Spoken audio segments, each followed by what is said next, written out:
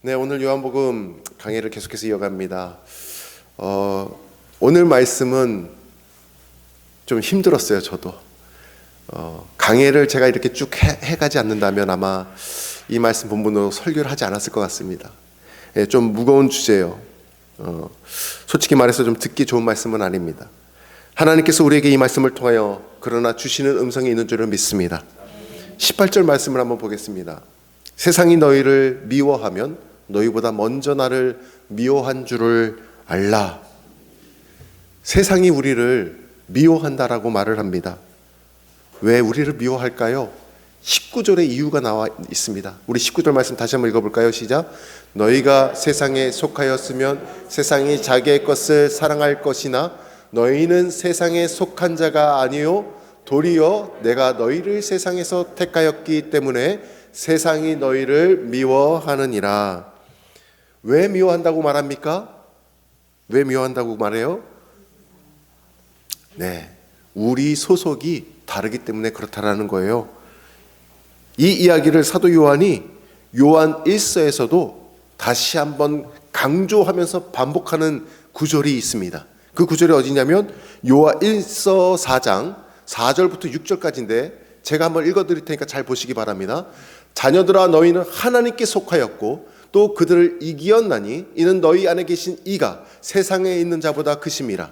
그들은 세상에 속한 고로 세상에 속한 말을 하매 세상이 그들의 말을 듣느니라. 마지막 절 같이 읽을까요?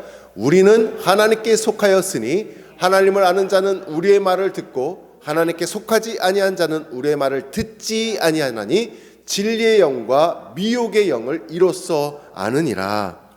아멘. 요한 1서 4장 요 말씀에 따르면 이 세상에는 두 종류의 사람이 있다고 합니다. 하나님께 속한 자 그리고 세상에 속한 자가 있다라는 거예요. 다시 말해서 이 세상에 하나님께 속한 자가 있고 악한 영, 미혹의 영, 마귀에게 속한 자가 있습니다. 그런데 예수를 믿으면 어떤 일이 벌어질까요? 소속이 달라지는 거예요. 미혹의 용 사단에 속하였던 세상에 속해 있던 자가 하나님께 속한 자가 된다라는 것입니다. 세상에서 하나님께로. 자, 이 말씀 보십시오. 골로새서 1장 13절에는 이렇게 말하고 있습니다. 그가 우리를 흑암의 권세에서 건져내사 그의 사랑의 아들의 나라로 옮기셨으니, 흑암의 나라에서 건지셔가지고 소속이 달라지는 거예요. 사랑의 아들의 나라, 하나님 나라로 옮기신다라는 거예요. 천국 백성이 된다라는 것입니다. 예수를 믿는다는 것 무엇일까요? 태어나 보니까 내가 어디에 속해 있었어요? 마귀에 속해 있었어요. 그런데 어둠의 세력에 속해 있었었는데 우리가 예수를 만남으로 복음을 들음으로 우리의 소속이 하늘나라 소속으로 바뀌게 된다는 거예요. 할렐루야. 이런 은혜가 우리 모두에게 있기를 소망합니다. 소속이 바뀌는데 무슨 일이 벌어지냐면 요한 1서 아까 읽었던 4장 6절 다시 한번 볼까요? 보면은 우리가 하나님께 속하였으니 하나님을 아는 자는 우리 말을 듣고 하나님께 속하지 아니하는 자는 우리 말을 듣지 아니한대요. 우리 말을 듣지 않는데요. 진리의 영과 미혹의 영으로 이렇게 알 수가 있다라는 것입니다. 하나님께 속한 자는 생각하는 게 달라지고요, 말하는 게 달라지고요, 꿈꾸는 게 달라지고 들려지는 게 달리 들리기 시작합니다. 그래서 소속이 달라지는 거예요. 그럼 내가 세상에 속했는지 하나님께 속했는지 아는 방법이 있습니다. 어떻게 알 수 있을까요? 여러분 오늘 아침에 어떤 말을 했습니까? 지난 한 주간 동안 주로 어떤 말들을 많이 쌓아왔습니까? 내가 말하는 것을 보면 알 수 있어요. 내가 행동하는 것을 보면 알 수 있어요. 내가 시간을 어떻게 보내는지를 보면 알 수가 있어요. 어디에 속해 있는지. 세상에 속한 사람들은요, 세상에 속한 얘기밖에 하지 못합니다. 어쩔 수가 없어요. 어떻게 하면 만회할 수 있을까? 어떻게 하면 한 방에 터뜨릴 수 있을까? 어떻게 하면 승승장구할 수 있을까? 세상에 속한 친구들을 만나보면 대화 주제가 맞습니까? 맞지 않습니까? 맞지 않아요. 안 맞아요. 세상에 속한 이야기밖에 못하기 때문에 그렇습니다. 그런데 믿는 지체들끼리 모이면 다 어디를 향하여? 다 하나님의 은혜를 향하고 기도의 응답을 향하게 되고 하나님께 받은 은혜와 사랑을 나누게 되고, 할렐루야. 소속이 다르기 때문에 그래. 소속이. 요한 1서 3장 13절 보게 되면은 이렇게 되어 있어요. 요한 1서 3장 13절 같이 읽어볼까요? 시작. 형제들아, 세상이 너희를 미워하여도 이상히 여기지 말라. 이상히 여기지 말래요. 당연하대요. 그것이 당연하다라는 거예요. 여러분, 이 말씀이 지금 이해가 되시는 분이 계십니까? 이렇게 해서 우리를 이상히 여기고 좀 미워하는 것 정도에서 끝나면 좋겠는데 그냥 미움의 단계에서 끝나지 않더라고요. 다시 본문으로 돌아와서 요한복음 15장 20절에 보면은 이렇게 말하고 있습니다. 내가 너희에게 종이 주인보다 더 크지 못하다 한 말을 기억하라. 사람들이 나를 미워한 것으로 끝나지 않고 박해해요. 핍박해요. 나를 박해하였은즉 너희도 박해할 것이요 내 말을 지켰은즉 너희 말도 지킬 것이라. 그냥 우리를 좀 미워하고 끝나면 좋겠는데 예수 믿는 사람들을 그냥 두지 않고 핍박하고 박해한다라고 말하고 있어요. 예수 믿으면 예수 안에 구원이 있고 영광이 있습니다. 너무나 기쁘고 감사한 일이에요. 그런데 오늘 진짜 진실을 말씀을 드릴게요. 그것이 다가 아니에요. 그것만 바라보고 있으면 거짓된 것을 바라보고 있어요. 구원과 영광스러운 영광이 있습니다. 하나님 나라의 천국이 보장되어 있습니다. 그러나 동시에 우리에게 그것으로 인해서 오는 것이 있는데 고난이 찾아오기 시작합니다. 핍박이 찾아오기 시작합니다. 박해가 있어요. 어떤 분은 예수 믿으면 믿는 자는 좋은 대학 간다고 말하고 사업이 성공한다고 말하고 병이 낫다고 다 잘 된다고 말을 합니다. 그런데 그렇지 않아요. 이걸 번영신학이라고 축복신학이라고 말을 하는데 그렇지가 않습니다. 예수 안에 영광이 있지만 고난도 늘 함께 있습니다. 은혜가 깊고 은혜가 크다라는 것은 내 삶에 걸어온 삶의 그 골짜기가 깊다라는 것이에요. 골짜기가 내려가면 내려갈수록 깊으면 깊을수록 은혜는 더 큰 법이거든요. 이게 항상 함께 가는 거예요. 예수 안에 영광이 있지만 고난이 함께 하고 있다라는 것, 그리고 때로는 실패도 있고 좌절도 있다라는 것, 가슴 아픈 일들이 생길 수 있다라는 것 우리가 기억하시기 바랍니다. 우리는 지금 대한민국 땅에 살고 있어서 예수 믿으면 박해받는다는 것이 잘 와닿지가 않아요, 솔직히. 그런데 핍박받던 시대 초대교회 때나 이런 일들이 있을 것이라고 생각을 합니다. 그런데 그렇지가 않습니다. 제가 2개 신문사의 기사 타이틀을 가지고 왔는데 한번 보십시오. 순교자의 절반 이상이 최근 1세기 동안, 최근 100년 동안에 약 1억 명 이상이 순교를 당했다라고 합니다. 전체 한 2억 명 넘게 순교를 당했다라고 보는데 그 중에 절반 이상이 최근 100년이에요. 예수님 이후에 초대교회가 있어서 2000년이 넘게 지금 다가왔는데 이렇게 100년 동안의 순교의 역사가 피를 흘려가면서 교회가 하나님 나라가 확장되고 있었던 거예요. 저 빨간 원에 보시면 세계 복음주의 협의회 종교자유위원회가 20세기에 1억 명 이상의 사람들 순교당했다라고 말하고 있어요. 또 다른 기사를 볼까요? 그리고 지난 10년 동안 90만 명이 순교를 당했다고 말합니다. 진짜 100년도 아니고 10년만 딱 지켜볼 때 90만 명의 사람들이 순교를 당했어요. 우리나라 선교사들도 여기 소속되어 있죠. 포함되어 있죠. 현재 약 6분마다 한 명의 사람이 신앙을 지키기 위해서 순교를 당하고 있다고 합니다. 지구촌 곳곳에 예수를 믿으면 핍박이 시작되는 나라가 여전히 존재하고 있어요.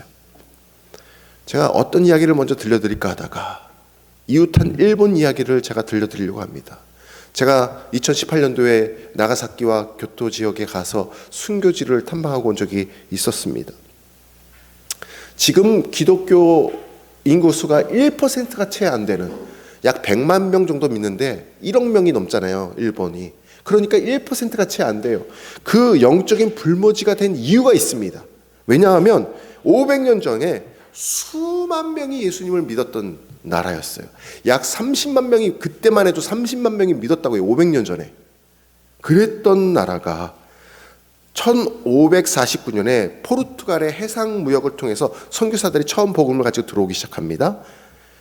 그 사람들을, 저 한자 혹시 일본어 읽을 수 있겠습니까?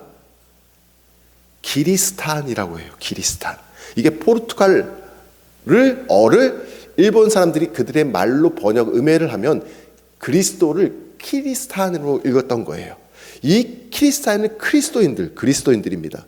근데 그때 당시에 30만 명이나 믿었었는데 그 기세가 꺾였던 이유가 바로 도요토미 히데요시 들어보셨죠? 도요토미 히데요시가 막부 시대를 확 열면서 권력을 딱 장악하기 시작하는데, 그때 자기가 권력을 잡자마자 바로 선교사들을 다 추방하는 추방령을 선포해 버립니다. 아주 강력하지는 않았지만 이 일들로 인해서 이제 바퀴가 시작이 되는 거예요. 그 다음에 어떤 일이 있었냐면 26명의 예수 믿는 자들을 붙잡아다가 공개적으로 다 화형을 시켜버립니다. 26명의 처음 순교의 피가 흐르기 시작하는 거예요. 그리고 1597년 기독교에 금교령을 아예 선포해버려요. 믿지 말라는 거예요. 아예. 그리고서는 믿는 사람들을 마구잡이로 잡아들이기 시작합니다. 일본에서는 매년 한 번씩 기독교인을 색출하는 제도가 있었습니다. 그래서 어떤 제도를 했냐면 후미에라는 거예요. 저 보시는 저 사진처럼 저게 뭐냐면 엔도 슈샤크가 쓴 책이 있습니다. 침묵이라는 책 저 읽었거든요. 그거 읽고 그들이 했던 곳에 가서 우리가 보게 되었던 거예요. 엔도 슈샤크, 영어에 가만히 앉아서 예배 드려야 돼. 엔도 슈샤크의 책에 보면은 이 후미에라는 것이 나오는데 그게 뭐냐면, 자 보시는 저 얼굴이 뭐냐면 예수님의 얼굴이죠. 십자가상이죠. 자 예수님의 십자가상을 땅바닥에다 딱 놓고 한 사람씩, 말에 있는 사람 한 사람씩 딱 나오라고 해서 이것을 밟고 지나가라고 시키는 거예요. 그런데 0.01초라도 머뭇거리고 눈동자가 흔들리거나 움직거리면 그 자리에서 바로 붙잡아서 감옥으로 끌고 갑니다.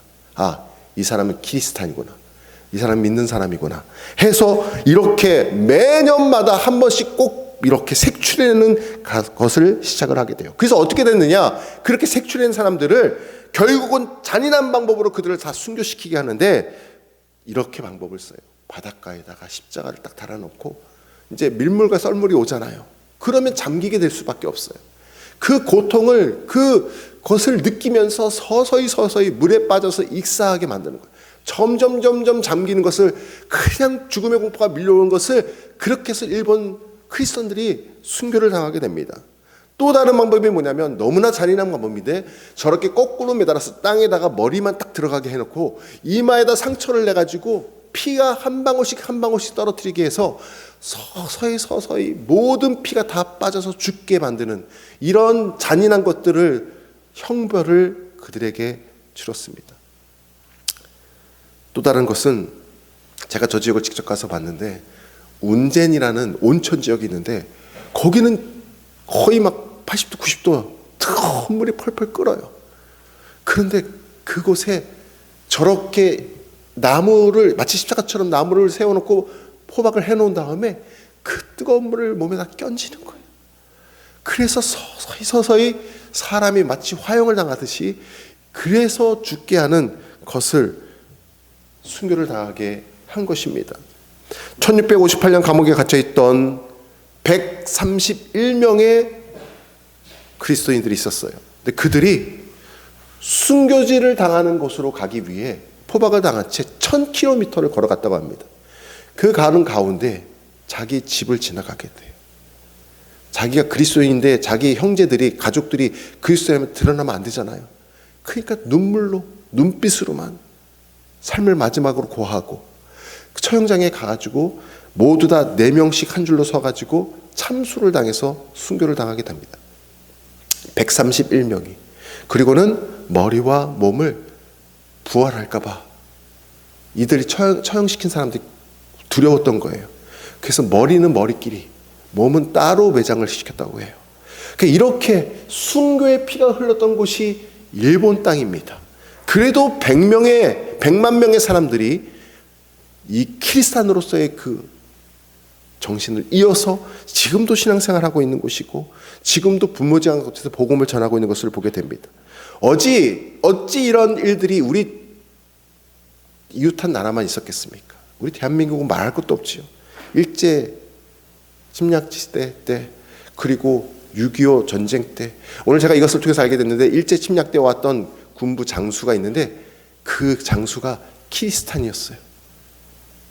그 고국에서는 선한 일을 많이 했는데 전쟁터로 나왔으니까 어쩔 수 없이 우리랑 싸우게 되었겠죠. 그런 이야기들이 다 있더라고요. 자, 우리나라 위대한 순교의 피가 흐르는 지역이 있습니다. 그게 아니면 전라남도 영광이에요. 영광에는 염산교회가 있고 야월교회가 있고 두 교회가 순교의 피가 굉장히 많이 흘렀는데, 야월교회만 이야기할게요. 야월교회 지난 여름에 저희가 가족들이 갔다 왔었습니다. 야월교회에 이렇게 순교 기념관이 잘 지어져 있어요. 우리 성도들과 함께 갈 수 있는 날이 오기를 소망합니다. 왜 야월교회를 소개해드리냐면 전 교인 해봤자 65명이었거든요. 근데 목사님, 장로님, 권사님, 집사님, 새가족들, 그리고 어린 자녀들까지 65명이 모두 다 순교한 교회. 모두 전 교인이 교회를 지키고 신앙을 지켰던 교회. 왜 이런 일이 벌어졌느냐면 전쟁이 터지자마자, 6.25 전쟁이 터지자마자 북한 간첩이 저 마을에 와서 숨었어. 근데 교회 집사님 한 분이 나무를 하러 가다가 발견한 거예요. 경찰에 신고해가지고 그가 그냥 경찰서로 끌려가서 취조를 당하면 되는데 가는 중간에 어떤 이유였는지 모르겠지만 총살을 당하게 됩니다. 그 소식을 북한 정보국에 알게 되고 이 야월교회 성도, 야월교회를 표적 삼아가지고 복수를 하기 시작하는 거예요. 그래서 북한군들이 몰려와가지고 집단으로 가정을 돌면서 야월교회 성도들을 붙잡아내가지고 매질을 하고 산채로 땅을 파괴해가지고 스스로 땅을 파괴해가지고 밀어 넣은 다음에 매질을 한 다음에 흙을 덮어가지고 산매장을 시키는 거예요. 또 다른 것은 교회에다가, 그 야월교회에다 가다 놓아버리고 결국은 불을 질러가지고 빠져나오지 못하게 다 타서 죽게 만든 거예요. 두 가지 방법이었어요. 불에 타서 죽게 하거나 아니면 산채로 매장을 시켜가지고 죽게 하거나. 저 보시는 사진처럼 어린 자녀들도 한 명도 빠짐없이 이런 처형을 당하게 되었던 것입니다. 저들은 이 박해가 시작됐을 때 한 가정 한 가정 붙잡혀서 들어가기 시작했을 때 피난 간 성도들도 있었어요. 그리고 도망갈 수 있는 성도들도 있었습니다. 그러나 목사님이 순교했다는 얘기 듣고 장로님이 순교했다는 얘기를 듣고 교회를 지켜야겠다. 내가 어찌 저들은 저렇게 목숨을 지키고 피를 흘려 죽는데 이렇게 나와서 살 수 있느냐. 한 명씩 한 명씩 한 가지씩 돌아오기 시작해가지고 결국은 65명의 성도들이 다 같이 순교하게 된 것입니다. 임산부도 있었거든요.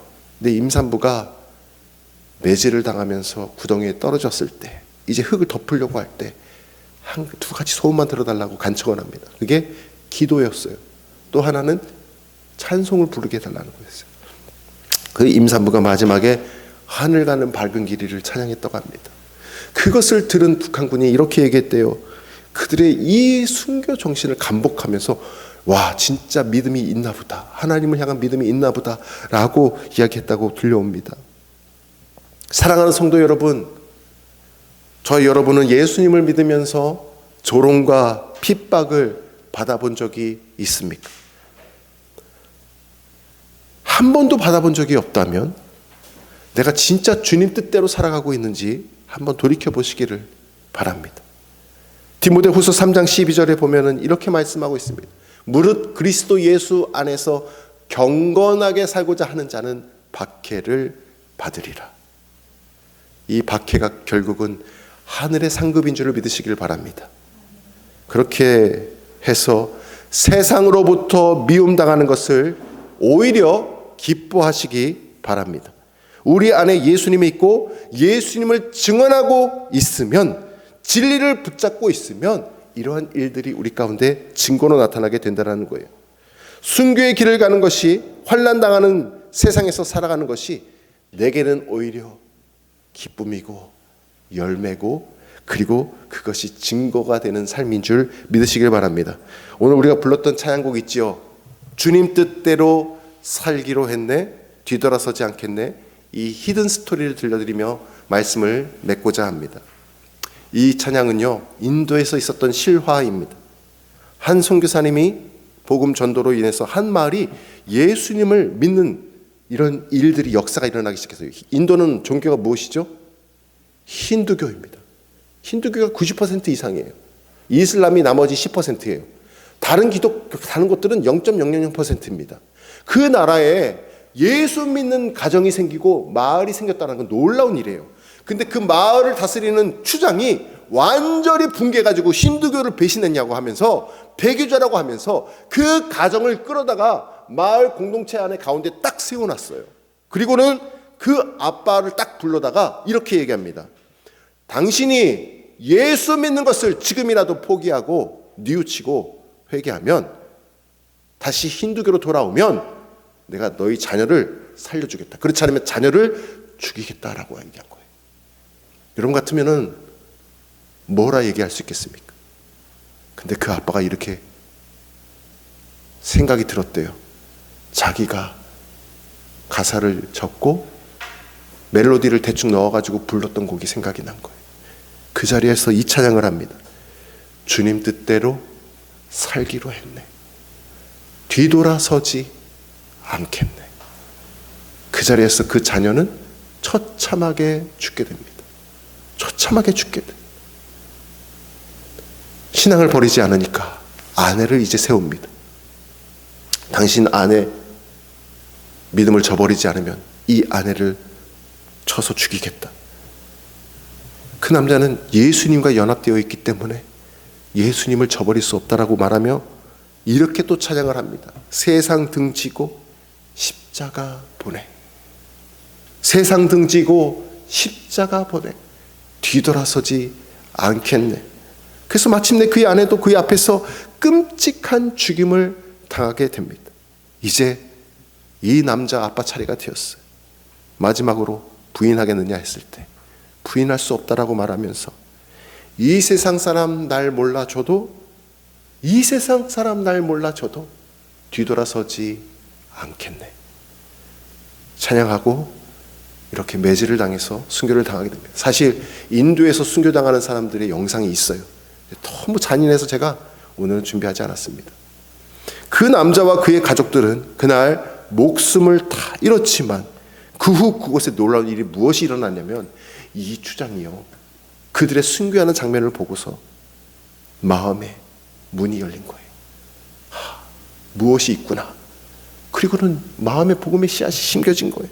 결국은 마을 사람 모두 다 예수님을 믿는 놀라운 역사가 일어났다라고 합니다. 그래서 이 찬양이 오늘날 우리에게 들려지게 된 거예요. 세상이 교회를 싫어하고 우리를 핍박하는 이유는 이것입니다. 교회가 세상 편이 될 수 없기 때문에 그래요. 세상은 예수님 때문에 우리를 미워하지만, 세상은 하나님 때문에 우리를 미워하지만, 오히려 우리는 하나님 때문에 그들을 사랑하게 될 줄로 믿습니다. 하나님 때문에 그들을 사랑하게 되는 거예요. 그들을 향하여 긍휼의 마음을 품습니다. 그들을 향해 사랑의 손길을 우리가 내밀 수가 있는 것입니다. 사랑하는 성도 여러분, 세상에서 우리가 미움을 받더라도 예수님의 말씀을 따라 복음에 증인된 삶을 살아가시기를 바랍니다. 오늘 우리가 찬양으로 불렀던 주님 뜻대로 살기로 했네, 이 찬양처럼 주님 앞에서 서는 그날까지 주님이 함께 하심을 믿고 예수님의 증인된 삶을 살아가시는 모든 성도님들 되시기를 주님의 이름으로 축원합니다. 기도하겠습니다.